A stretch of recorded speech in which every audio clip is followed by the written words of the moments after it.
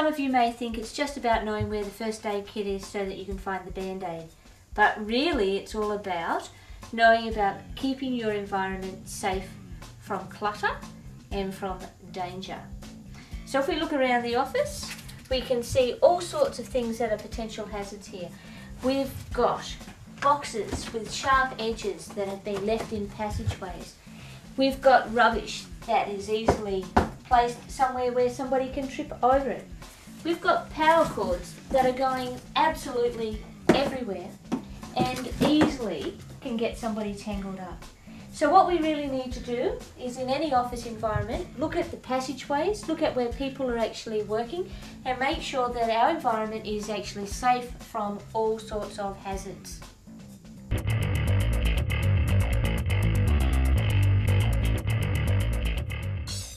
Around the office you'll find lots and lots of little hazards, but most of the hazards will be caused because people are lazy.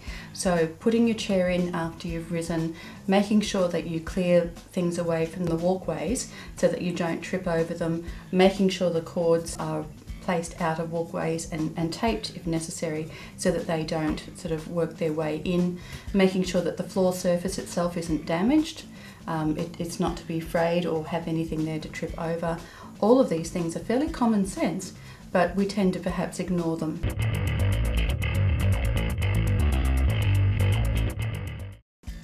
When working in the workplace, we need to be looking out for and identifying hazards. The computer workstation is one of our major risks because it's very common for people to have cups of coffee or water on their workstations. But of course, water mixed with electrical items creates a major hazard. So make sure if you do have water, maybe use a bottle where you've got a cap. Or if you have a cup of coffee, make sure that you place it well away from the electrical equipment. Another hazard that the computer creates is that you have a lot of cords that are attached to them.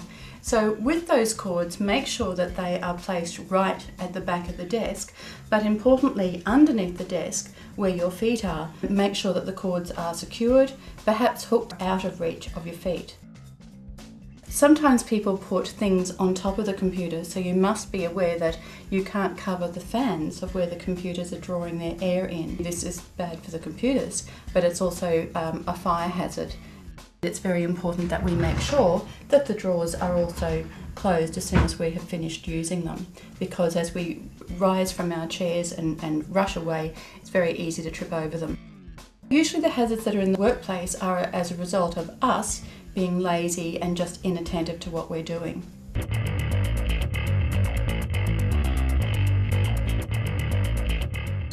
Cleanliness. A lot of workstations don't ever get cleaned anymore, so it's important perhaps to introduce cleaning into a regular event that you do. Office cleaners usually only vacuum and remove rubbish from the workstations, but don't physically clean the desks. So obtain some antibacterial wipes that you can clear your desk away on a regular basis, wipe the desk down, and also with your keyboards, make sure the power of the computer is turned off, but use the antibacterial wipes to wipe the surface of your keyboard and your mouse and your phone to improve its cleanliness. The workstations obviously are things that we are using all day, every day, and they can sometimes be the dirtiest things. So introduce that as one of your habits. So the message is to not be lazy and to make sure that you stay safe and your workplace and your co-workers safe around you.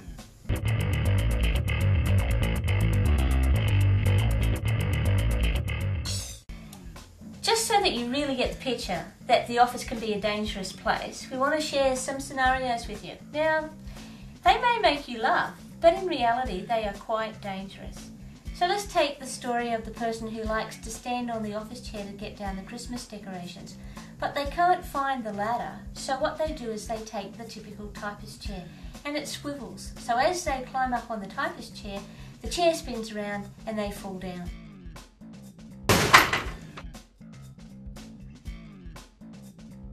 Now, one of the things you need to remember about occupational health and safety, and particularly accidents in the workplace, is everybody is responsible. So you're responsible for your own well-being, your supervisor is responsible for your actions, and the workplace as a whole is responsible.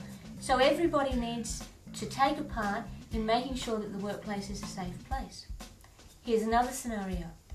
Have you ever been in a lift where you almost are in the lift, so you put your hand out to make sure that the doors don't close, but the door closes on your hand?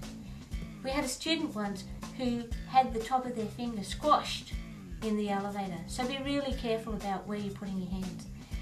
When you actually go to fix the paper jams in your photocopier, are you making sure that you haven't got long dangly jewellery falling inside the equipment?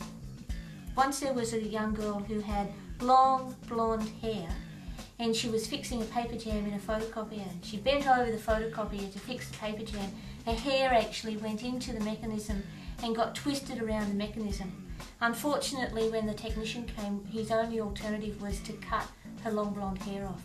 So you really don't want to be involved in an occupational health and safety incident in your workplace, because it's not a great way of having a haircut. There are all sorts of other incidences that can happen in your workplace. Why don't you ask your supervisor what's the worst thing they've ever had happen to them in a workplace?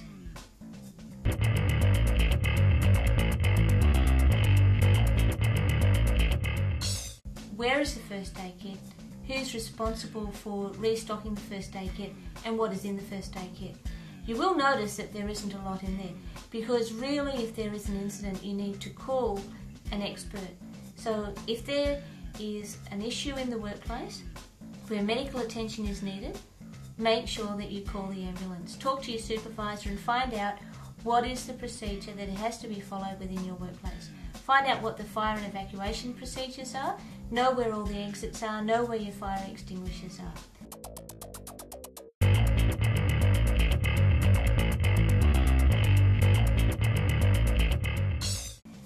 Then, what you need to do is take responsibility. So if you come into the workplace and you notice that there is cords draped over the floor and somebody will trip over them, don't think, well, it's not my responsibility, so I won't tell anybody. Go and find out who is responsible for it and mention to them that it is actually a dangerous situation. And that way you're showing that you take some care and responsibility in your workplace.